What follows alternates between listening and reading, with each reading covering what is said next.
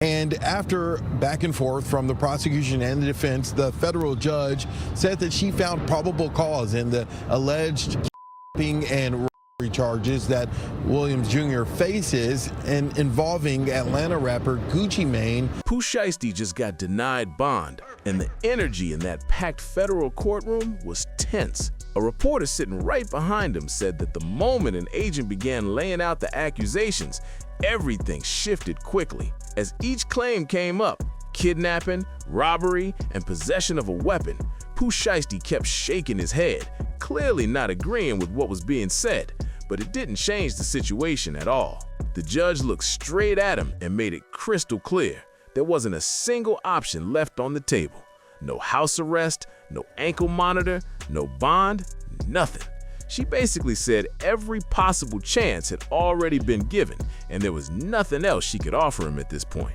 Right now, he's sitting in a federal cell, and based on what came out during that hearing, things are looking extremely serious. We're talking about the possibility of spending decades behind bars, federal time, not state time, which means much stricter conditions and no early release options. A federal judge ordered Memphis rapper Lontrell Williams Jr., who goes by Pooh Shiesty, to stay in custody after federal officials brought kidnapping and robbery charges against him. Fox 4's Stephen Dow was in the courtroom today. He is outside tonight with more details on what happened. Stephen?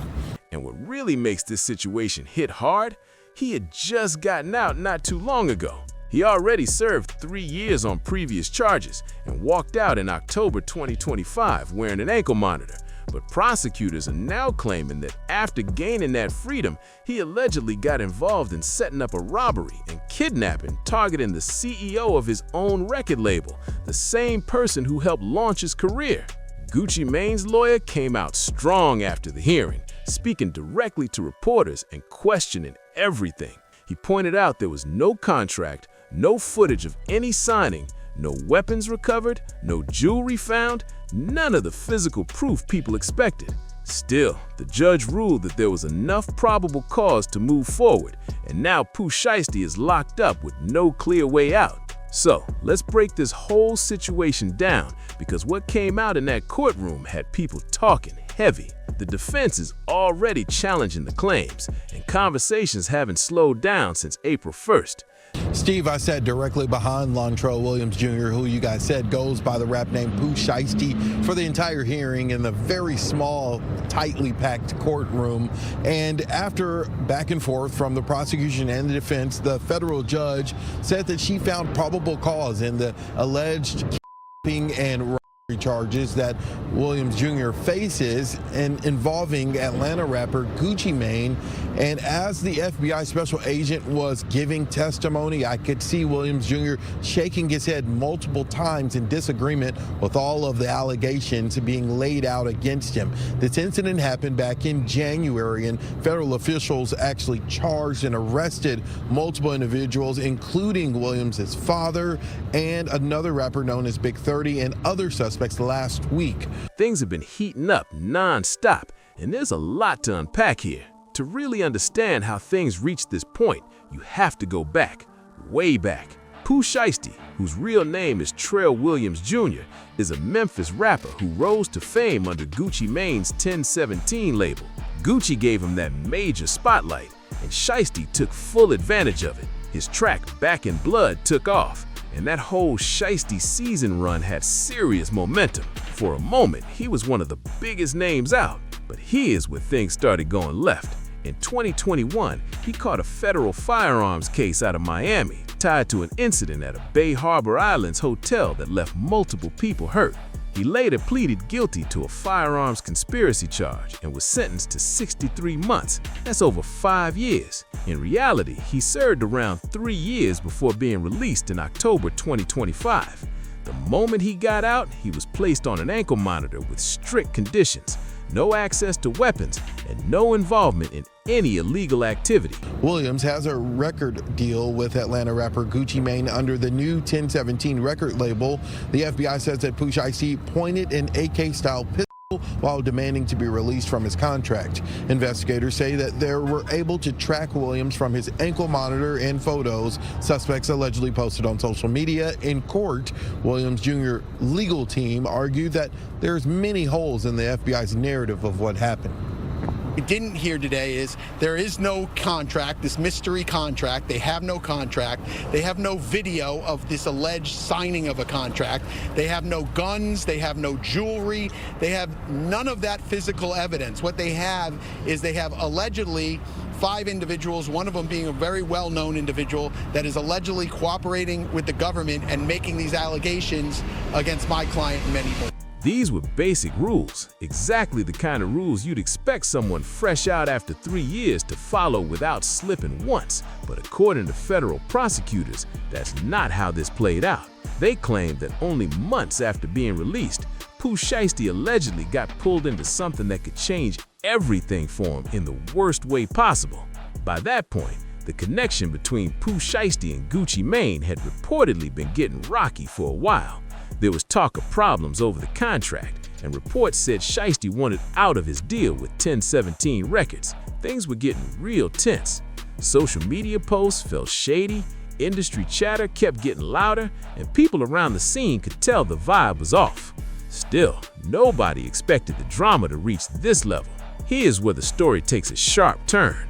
On January 10, 2026, Gucci Mane and 2 associates flew to Dallas, Texas.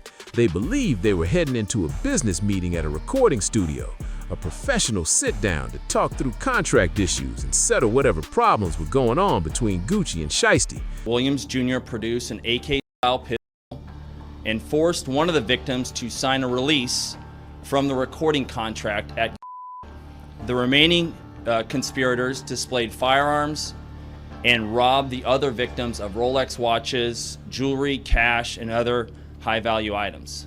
That's what they were allegedly led to believe.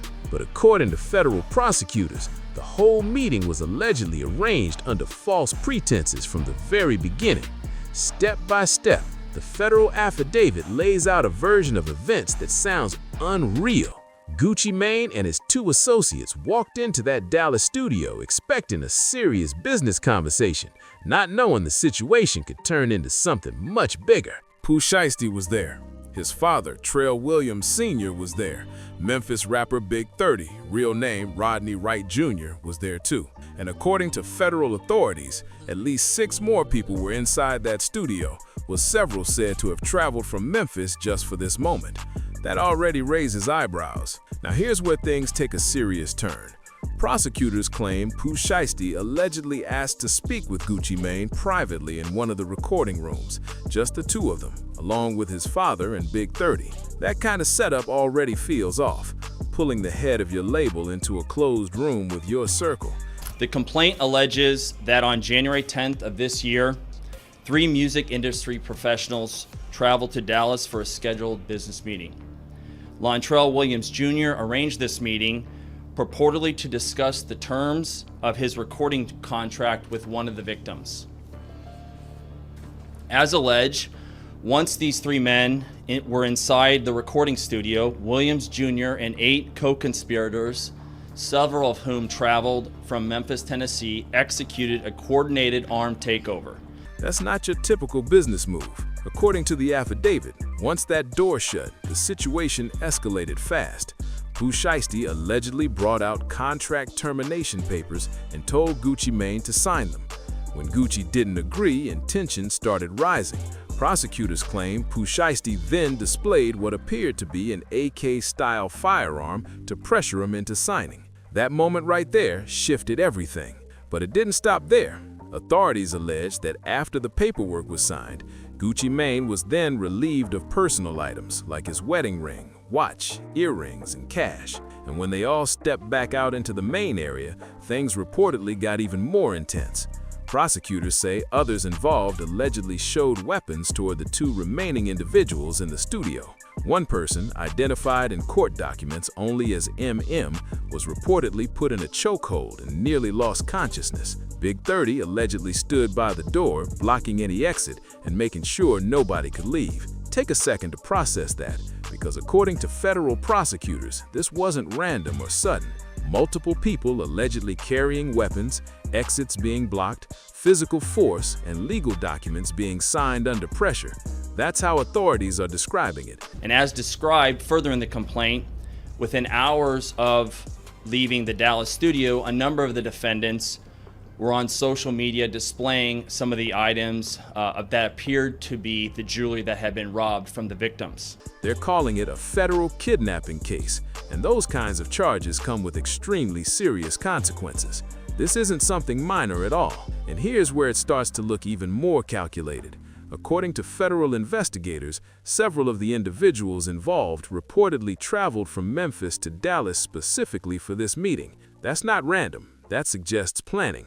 When prosecutors present details like that, it sends a strong message that this wasn't just a disagreement that got out of control, but something they believe was organized ahead of time. Think about it. People allegedly booked flights, drove across state lines, and showed up to that studio prepared. And remember, Gucci Mane came in expecting business. He brought 2 associates, and the 3 of them walked into that studio thinking it was going to be a professional discussion about contracts and music. But according to the government's claims, the situation they stepped into was far more serious than they expected.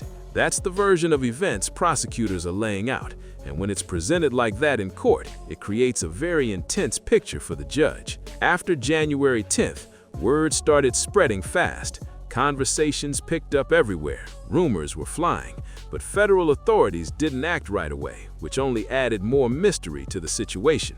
Federal investigators didn't rush this. They took their time, nearly 3 full months building everything up.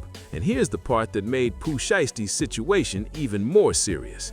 He was wearing an ankle monitor the entire time, the same one required as part of his supervised release from the previous case. That means authorities had electronic tracking data placing him at that Dallas recording studio on January 10th. They were able to track his movements step by step with exact location records tied to the timeline being discussed. That kind of evidence hits hard in a federal case. Then, on April 1st, 2026, everything shifted fast.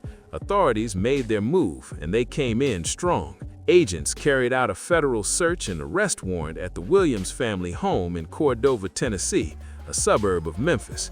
Local news crews were already on the scene, capturing a heavy law enforcement presence starting early that morning. Authorities were seen going in and out of the property for hours, collecting items and documenting everything.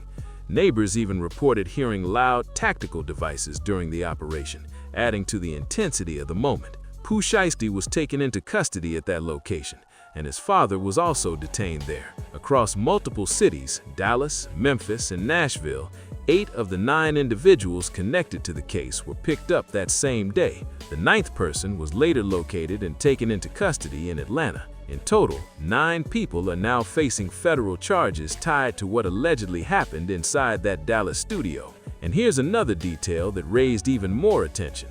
Prosecutors claim that some individuals involved allegedly shared images online of items connected to the incident after it happened, which only added more focus to the case. Authorities were basically handed key pieces to build their case, at least according to how prosecutors are framing it. While the public was watching everything unfold, federal investigators were paying just as much attention behind the scenes. Now fast forward to Wednesday, April 8th. That's when things got real. Pooh Shiesty's bond hearing went down in the federal courtroom in Dallas, and all eyes were locked in on that moment. His legal team showed up ready to challenge everything. He's backed by 3 attorneys, including Bradford Cohen, who's known for handling major cases.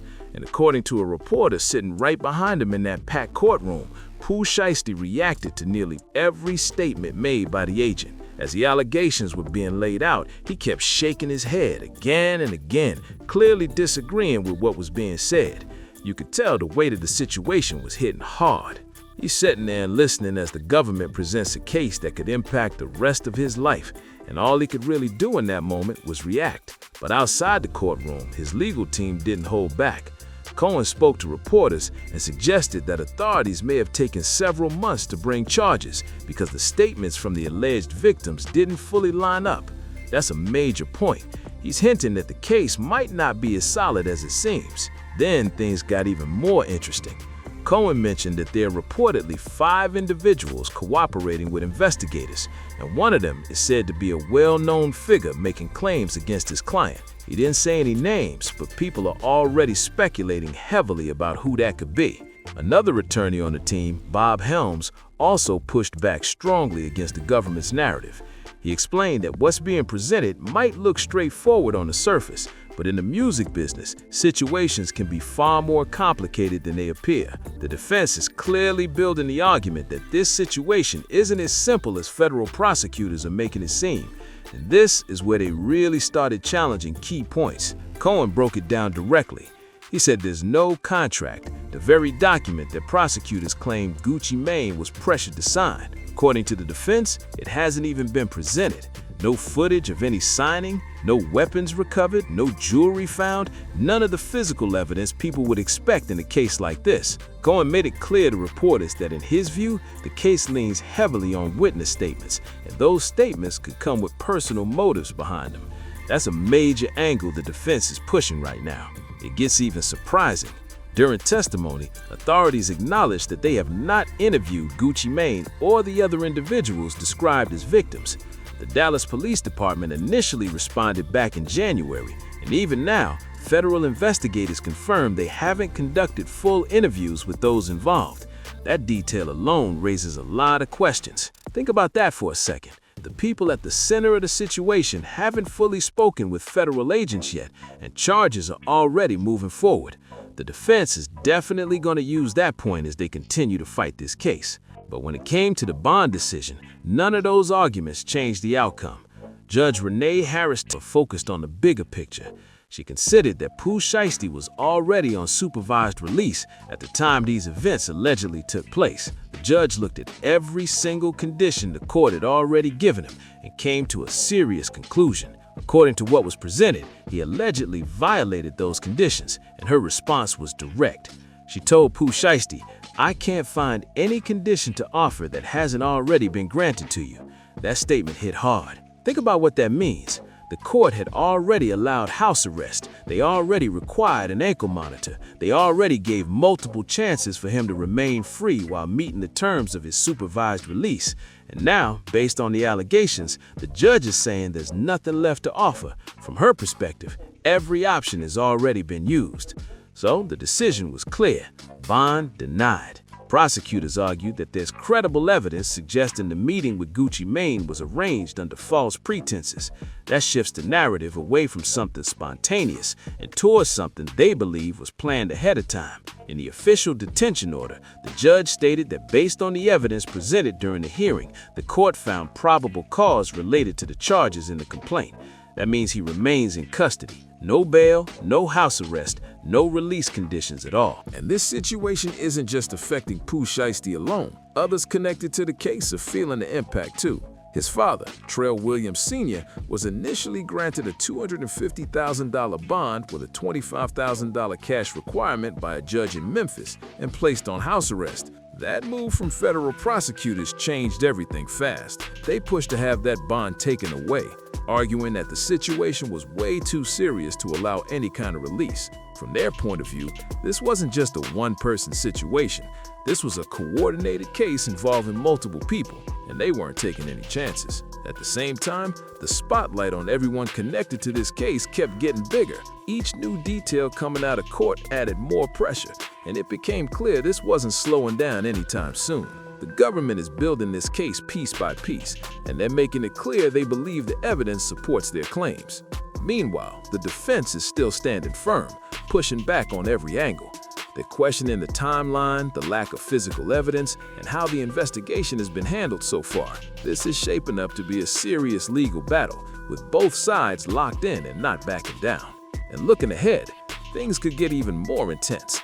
If this case goes to trial, every detail, from witness statements to digital tracking data, is going to be put under a microscope. What started as a situation behind closed doors in a recording studio has now turned into a major federal case that's grabbing attention everywhere. Prosecutors argued that he could be a flight risk and a danger to the community, and they didn't hold back. They claimed Williams Sr. didn't just play a small role. They say he was heavily involved in planning and carrying out the entire situation. even arranging equipment that was allegedly used during the incident. Because of that, a judge ordered him to be transferred to Dallas and his bond was officially revoked. Big 30 is dealing with a similar situation. A judge in Tennessee initially granted him a $100,000 bond, but the government stepped in right away and had that decision paused. Then a Texas district court judge ruled that Big 30 would remain in custody and be transported to Texas. Now both sides are preparing to argue over whether he should be released, with deadlines already set for those filings. Looking at the bigger picture, you've got Pooh Shiesty denied bond, his father's release canceled, and Big 30 still being held. Federal authorities are sending a very clear message. They are not making it easy for anyone tied to this case to walk free. Every person involved is being treated as a serious concern when it comes to leaving custody. And when you step back, this situation goes way beyond just one case. The charges involved here carry extremely heavy consequences. If convicted on all counts, the defendants could be facing life in federal prison. Federal conviction rates are extremely high, over 90%. On top of that, federal sentences usually require serving at least 85% of the time, and there's no parole in the federal system. That means if Pooh Shiesty is convicted on these charges, he could be facing a very long stretch behind bars. That reality alone makes this situation incredibly serious. What really stands out is the timing. He had just gotten out not long ago. After serving about 3 years on a previous firearms case, he stepped back into the world with a chance to rebuild everything: his career, his reputation, and his future in music. The industry was watching, and fans were ready to see what he would do next. But according to federal prosecutors, within just a few months of being released, he allegedly got caught up in a situation tied to a record deal dispute. That's what makes this hit even harder. It all centers around business disagreements that may have escalated in a major way.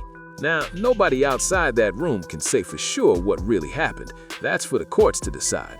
The defense has already pointed to key issues they plan to challenge, like the missing contract, the fact that federal investigators haven't interviewed certain individuals yet, and claims about inconsistent statements. And with an experienced attorney like Bradford Cohen involved, this legal fight is far from over. But here's the other side of it. Federal prosecutors usually don't bring charges like this unless they believe they have strong grounds. With 9 defendants, coordinated arrests across multiple states, electronic monitoring data, and alleged social media activity being looked at, this is shaping up to be a major case. And for Pooh Shiesty, the situation is even tougher, because he was already under federal supervision, with his location being tracked the entire time. If these allegations turn out to be true, then this would mean a serious federal offense happened while his location was being tracked in real time. That's one of the toughest situations any defendant could face in court. It adds a whole different level of pressure to the case and how it's being viewed. Public opinion is completely split right now. Some people are questioning Gucci Mane's role, wondering if he may have cooperated with investigators. Social media has been flooded with opinions, with people throwing that snitch label around nonstop. It's been trending heavy, and the conversation hasn't slowed down at all. But let's really think about it for a second. If someone is put in a situation where they're being threatened, pressured, and have personal belongings taken while being forced to sign something, and others nearby are also being physically overpowered, does speaking up make them a snitch, or does that make them a victim? That's the question people keep going back and forth on. The debate has been non-stop, and there's no simple answer, especially with how complicated these conversations can get. Different people see it in completely different ways, and that's why the topic keeps getting bigger online. What adds another twist is what Bradford Cohen, Pooh Shiesty's lawyer, mentioned. He suggested that a well-known individual may be cooperating with the government. He didn't say any names, but it didn't take long for people to start connecting the dots. If that cooperation becomes a key part of the case, the defense is definitely going to challenge it. They'll likely question motives, possible personal disputes, and any business-related tension. That alone is going to be a major fight inside the courtroom. At the same time, there are people saying Pooh Shiesty brought this situation on himself, that he had other options and didn't have to let things go this far. They're pointing out that there are lawyers, managers, and entertainment attorneys who specialize in helping artists get out of tough contracts. And they're saying you don't need a weapon to renegotiate a deal. There are legal ways to handle it. And to be fair, that perspective isn't wrong either. The music industry has a long history of artists feeling stuck in contracts they don't like. But even then, there are still legal paths to fix those problems. There are always ways to challenge agreements the right way. The real question is whether Pooh Shiesty felt like those options were actually available to him, or if the pressure from time spent locked up before and frustration over business deals pushed things in a direction that can't be undone. That's something only the full story can answer. What isn't up for debate, though, is where things stand right now. He's sitting in federal custody with no bond, facing charges that could impact the rest of his prime years, maybe even longer. His father's in custody, his co-defendants are in custody, and the case hasn't even gone to trial yet. That's a heavy reality. It really makes you think about the what-ifs. What if he had waited it out? What if legal teams handled the contract issues? What if he stayed focused on the music while the business side got sorted out? Because at the end of the day, the talent was there. Tracks like Back in Blood showed exactly what he was capable of, and that kind of impact doesn't come easy. The Shiesty season run had him at a level most artists only dream about.